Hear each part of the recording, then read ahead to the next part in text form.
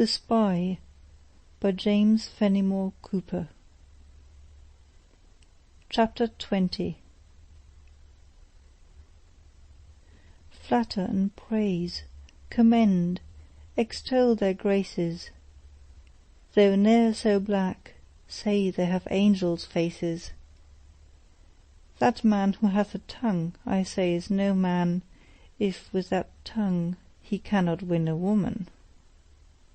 Two Gentlemen of Verona. In making the arrangements by which Captain Lawton had been left, with Sergeant Hollister and 12 men, as guard over the wounded and heavy baggage of the corps, Dunwoodie had consulted not only the information which had been conveyed in the letter of Colonel Singleton, but the bruises of his comrade's body. In vain Lawton declared himself fit for any duty that man could perform, or plainly intimated that his men would never follow Tom Mason to a charge with the alacrity and confidence with which they followed himself. His commander was firm, and the reluctant captain was compelled to comply with as good a grace as he could assume. Before parting, Dunwoodie repeated his caution to keep a watchful eye on the inmates of the cottage, and especially enjoined him, if any movements of a particularly suspicious nature were seen in the neighbourhood, to break up from his present quarters, and to move down with his party, and take possession of the domains of Mr. Wharton.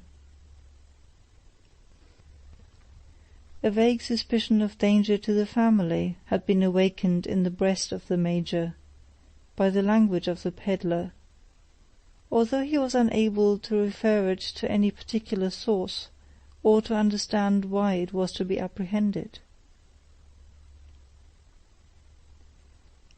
For some time after the departure of the troops, the captain was walking before the door of the hotel, inwardly cursing his fate, that condemned him to an inglorious idleness, at a moment when a meeting with the enemy might be expected, and replying to the occasional queries of Betty, who, from the interior of the building, ever and anon demanded, in a high tone of voice, an explanation of various passages in the pedlar's escape, which as yet she could not comprehend.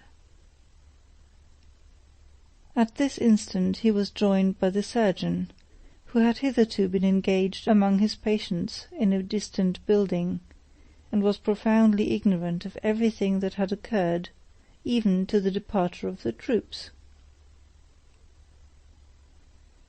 "Where are all the sentinels, John?" he inquired, as he gazed around with a look of curiosity, "and why are you here alone?" "Off, all off with Dunwoodie to the river. You and I are left here to take care of a few sick men and some women." "I am glad, however," said the surgeon, "that Major Dunwoodie has consideration enough not to move the wounded. Here, you, Mrs. Elizabeth Flanagan, hasten with some food, that I may appease my appetite. I have a dead body to dissect, and am in haste." "And here you, Mr. Dr. Archibald Sitgreaves," echoed Betty, showing her blooming countenance from a broken window of the kitchen. "You are ever a-coming too late. There is nothing to eat but the skin of Jenny, and the body you're mentioning." "Woman," said the surgeon, in anger, "do you take me for a cannibal, that you address your filthy discourse to me in this manner? I bid you hasten with such food as may be proper to be received into the stomach fasting." "And I'm sure it's for a pop-gun that I should be taking you sooner than for a cannon-ball," said Betty, winking at the captain, "and I tell ye that it's fasting you must be, unless you'll let me cook you a steak from the skin of Jenny. The boys have ate me up entirely." Lawton now interfered to preserve the peace, and assured the surgeon that he had already dispatched the proper persons in quest for food for the party. A little mollified with this explanation, the operator soon forgot his hunger, and declared his intention of proceeding to business at once. "And where is your subject?" asked Lawton. "The pedlar," said the other, glancing at the signpost. "I made Hollister put a stage so high that the neck would not be dislocated by the fall, and I intend to make as handsome a skeleton of him as there is in the States of North America. The fellow has good points, and his bones are well knit. I will make a perfect beauty of him. I have long been wanting something of this sort to send as a present to my old aunt in Virginia, who was so kind to me when a boy." "The devil!" cried Lawton. "Would you send the old woman a dead man's bones?" "Why not?" said the surgeon. "What nobler object is there in nature than the figure of a man? And the skeleton may be called his elementary parts. But what has been done with the body?" "Off, too." "Off! And who has dared to interfere with my perquisites?" "Sure, just the divil," said Betty. "And who'll be taking yourself away some of these times, too, without asking your leave?" "Silence, you witch!" said Lawton, with difficulty suppressing a laugh. "Is this the manner in which to address an officer?" "Who called me the filthy Elizabeth Flanagan?" cried the washerwoman, snapping her fingers contemptuously. "I can remember a friend for a year, and don't forget an enemy for a month." But the friendship or enmity of Mrs. Flanagan was alike indifferent to the surgeon, who could think of nothing but his loss, and Lawton was obliged to explain to his friend the apparent manner in which it had happened. "And a lucky escape it was for ye, me jewel of a doctor," cried Betty, as the captain concluded. "Sergeant Hollister, who saw him face to face, as it might be, says it's Beelzebub, and no piddler, unless it may be a small matter of lies and thefts, and sich wickedness.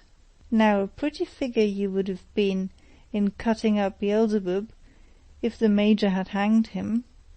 I don't think it's very easy that he would have been under your knife."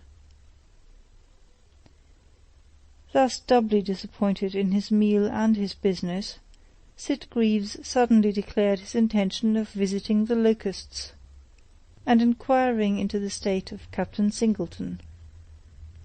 Lawton was ready for the excursion, and mounting, they were soon on the road, though the surgeon was obliged to submit to a few more jokes from the washerwoman before he could get out of hearing.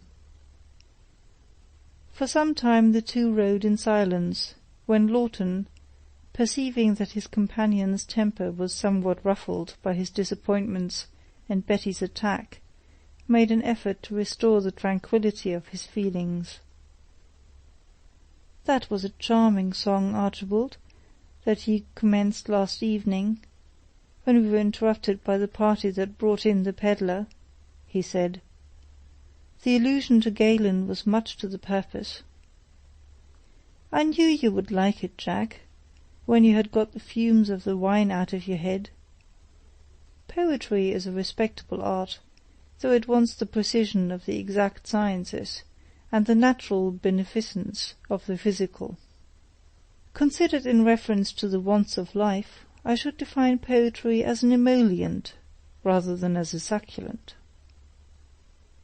And yet your ode was full of the meat of wit." "Ode is by no means a proper term for the composition. I should term it a classical ballad." "Very probably," said the trooper. "Hearing only one verse, it was difficult to class the composition." The surgeon involuntarily hemmed, and began to clear his throat, although scarcely conscious himself to what the preparation tended. But the captain, rolling his dark eyes towards his companion, and observing him to be sitting with great uneasiness on his horse, continued, "The air is still, and the road solitary. Why not give the remainder? It is never too late to repair a loss." "My dear John, if I thought I would correct the errors you have imbibed, from habit and indulgence, nothing could give me more pleasure. We are fast approaching some rocks on our left. The echo will double my satisfaction." Thus encouraged, and somewhat impelled by the opinion that he both sang and wrote with taste, the surgeon set about complying with the request in sober earnest. Some little time was lost in clearing his throat, and getting the proper pitch of his voice, but no sooner were those 2 points achieved than Lawton had the secret delight of hearing his friend commence. "Hast thou ever—" "Hush!" interrupted the trooper. "What rustling noise is that among the rocks?" "It must have been the rushing of the melody. A powerful voice is like the breathing of the winds. Hast thou ever—" "Listen!" said Lawton, stopping his horse. He had not done speaking when a stone fell at his feet and rolled harmlessly across the path. "A friendly shot, that," cried the trooper. "Neither the weapon nor its force implies much ill will." "Blows from stones seldom produce more than contusions," said the operator, bending his gaze in every direction in vain, in quest of the hand from which the missile had been hurled. "It must be meteoric. There is no living being in sight, except ourselves." "It would be easy to hide a regiment behind those rocks," returned the trooper, dismounting, and taking the stone in his hand. "Oh, here is the explanation along with the mystery." So saying, he tore a piece of paper that had been ingeniously fastened to the small fragment of rock which had thus singularly fallen before him, and opening it, the captain read the following words, written in no very legible hand: "A musket bullet will go farther than a stone, and things more dangerous than yarbs for wounded men lie hid in the rocks of Westchester. The horse may be good, but can he mount a precipice?" "Thou sayest the truth, strange man," said Lawton. "Courage and activity would avail but little against assassination and these rugged passes." Remounting his horse, he cried aloud, "Thanks, unknown friend! Your caution will be remembered." A meager hand was extended for an instant over a rock in the air, and afterwards nothing further was seen or heard in that quarter by the soldiers. "Quite an extraordinary interruption," said the astonished Sitgreaves, "and a letter of very mysterious meaning." "Oh, 'tis nothing but the wit of some bumpkin, who thinks to frighten 2 of the Virginians by an artifice of this kind," said the trooper, placing the billet in his pocket. "But let me tell you, Mr. Archibald Sitgreaves, ye were wanting to dissect, just now, a damned honest fellow. It was the peddler, one of the most notorious spies in the enemy's service, and I must say that I think it would be an honor to such a man to be devoted to the uses of science. He may be a spy, he must be one," said Lawton, musing, "but he has a heart above enmity, and a soul that would honor a soldier." The surgeon turned a vacant eye on his companion as he uttered this soliloquy, while the penetrating looks of the trooper had already discovered another pile of rocks, which, jutting forward, nearly obstructed the highway which wound directly around its base. "What the steed cannot mount, the foot of a man can overcome," exclaimed the wary partisan. Throwing himself again from his saddle, and leaping a wall of stone, he began to ascend the hill at a pace which would soon have given him a bird's-eye view of the rocks in question, together with all their crevices. This movement was no sooner made than Lawton caught a glimpse of the figure of a man stealing rapidly from his approach, and disappearing on the opposite side of the precipice. "Spur, Sitgreaves, spur!" shouted the trooper, dashing over every impediment in pursuit, "and murder the villain as he flies." The former part of the request was promptly complied with, and a few moments brought the surgeon in full view of a man armed with a musket, who was crossing the road, and evidently seeking the protection of the thick wood on its opposite side. "Stop, my friend, stop until Captain Lawton comes up, if you please," cried the surgeon, observing him to flee with a rapidity that baffled his horsemanship. But, as if the invitation contained new terrors, the footman redoubled his efforts, nor paused even to breathe, until he had reached his goal, when, turning on his heel, he discharged his musket towards the surgeon, and was out of sight in an instant. To gain the highway and throw himself into his saddle detained Lawton but a moment, and he rode to the side of his companion just as the figure disappeared. "Which way has he fled?" cried the trooper. "John," said the surgeon, "am I not a non-combatant?" "Whither has the rascal fled?" cried Lawton impatiently. "Where you cannot follow, into that wood. But I repeat, John, am I not a non-combatant?" The disappointed trooper, perceiving that his enemy had escaped him, now turned his eyes, which were flashing with anger, upon his comrade, and gradually his muscles lost their rigid compression, his brow relaxed, and his look changed from his fierce expression to the covert laughter which so often distinguished his countenance. The surgeon sat in dignified composure on his horse, his thin body erect, and his head elevated with the indignation of one conscious of having been unjustly treated. "Why did you suffer the villain to escape?" demanded the captain. "Once within reach of my saber, and I would have given you a subject for the dissecting table." "'Twas impossible to prevent it," said the surgeon, pointing to the bars before which he had stopped his horse. "The rogue threw himself on the other side of this fence, and left me where you see.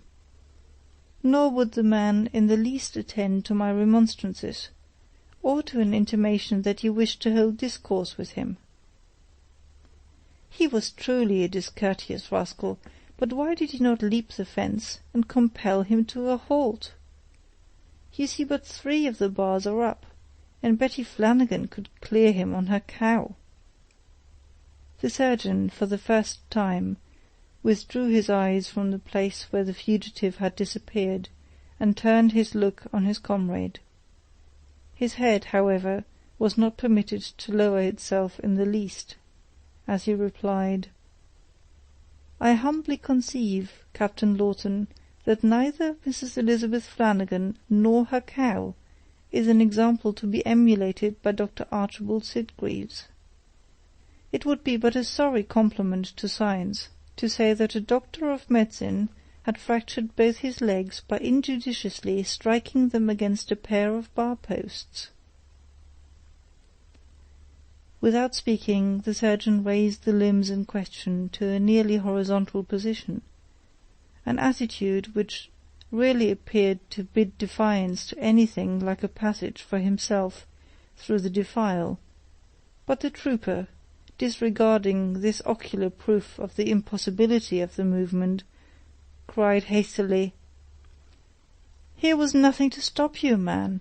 I could leap a platoon through, boot and thigh, without pricking with a single spur. Pshaw! I have often charged upon the bayonets of infantry, over greater difficulties than this. You will please to remember, Captain John Lawton, that I am not the riding master of the regiment, nor a drill sergeant, nor a crazy cornet. No, sir, and I speak with a due respect for the commission of the Continental Congress, nor an inconsiderate captain, who regards his own life as little as that of his enemies. I am only, sir, a poor humble man of letters, a mere doctor of medicine, an unworthy graduate of Edinburgh, and a surgeon of dragoons.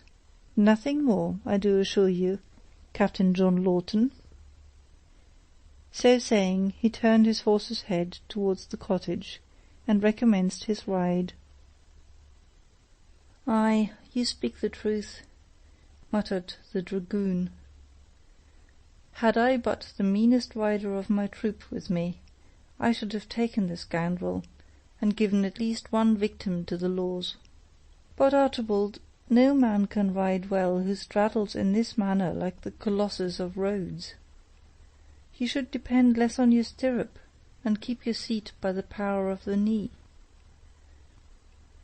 "With proper deference to your experience, Captain Lawton," returned the surgeon, "I conceive myself to be no incompetent judge of muscular action, whether in the knee or in any other part of the human frame. And although but humbly educated, I am not now to learn that the wider the base, the more firm is the superstructure. Would you fill a highway in this manner with one pair of legs, when half a dozen might pass together in comfort, stretching them abroad like the scythes of the ancient chariot wheels?" The allusion to the practice of the ancients somewhat softened the indignation of the surgeon, and he replied, with rather less hauteur, "You should speak with reverence of the usages of those who have gone before us, and who, however ignorant they were in matters of science, and particularly that of surgery, yet furnished many brilliant hints to our own improvements. Now, sir, I have no doubt that Galen has operated on wounds occasioned by those very scythes that you mention, although we can find no evidence of the fact in contemporary writers. Ah, they must have given dreadful injuries, and I doubt not caused great uneasiness to the medical gentlemen of that day. Occasionally a body must have been left in two pieces, to puzzle the ingenuity of those gentry to unite. Yet, venerable and learned as they were, I doubt not they did it. What! Unite two parts of the human body that have been severed by an edged instrument to any of the purposes of animal life? That have been rent asunder by a scythe, and are united to do military duty?" said Lawton. "'Tis impossible, quite impossible," cried the surgeon. "It is in vain, Captain Lawton, that human ingenuity endeavours to baffle the efforts of nature. Think, my dear sir, in this case you separate all the arteries, injure all of the intestines, sever all of the nerves and sinews, and what is of more consequence, you have said enough, Dr. Sitgreaves, to convince a member of a rival school. Nothing shall ever tempt me willingly to submit to be divided in this irretrievable manner. Certes, there is little pleasure in a wound which, from its nature, is incurable." "I should think so," said Lawton dryly. "What do you think is the greatest pleasure in life?" asked the operator suddenly. "That must greatly depend on taste." "Not at all," cried the surgeon. "It is in witnessing, or rather feeling, the ravages of disease repaired by the lights of science co-operating with nature. I once broke my little finger intentionally, in order that I might reduce the fracture and watch the cure. It was only on a small scale, you know, dear John. Still the thrilling sensation excited by the knitting of the bone, aided by the contemplation of the art of man thus acting in unison with nature, exceeded any other enjoyment that I have ever experienced. Now, had it been the more important members, such as the leg or arm, how much greater must the pleasure have been? Or the neck, said the trooper, but their desultory discourse was interrupted by their arrival at the cottage of Mr. Wharton. No one appearing to usher them into an apartment, the captain proceeded to the door of the parlour, where he knew visitors were commonly received. On opening it, he paused for a moment, in admiration at the scene within. The person of Colonel Wellmere first met his eyes, bending towards the figure of the blushing Sarah, with an earnestness of manner that prevented the noise of Lawton's entrance from being heard by either of the parties. Certain significant signs, which were embraced at a glance by the prying gaze of the trooper, at once made him a master of their secret, and he was about to retire as silently as he had advanced, when his companion, pushing himself through the passage, abruptly entered the room. Advancing instantly to the chair of Wellmere, the surgeon instinctively laid hold of his arm, and exclaimed, "Bless me! A quick and irregular pulse, flushed cheek and fiery eye, strong febrile symptoms, and such as must be attended to."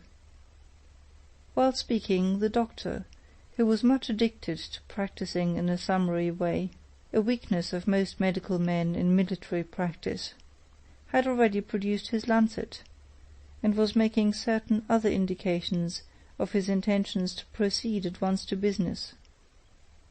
But Colonel Wellmere, recovering from the confusion of the surprise, arose from his seat haughtily, and said, "Sir, it is the warmth of the room that lends me the colour, and I am already too much indebted to your skill to give you any further trouble. Miss Wharton knows that I am quite well, and I do assure you that I never felt better or happier in my life."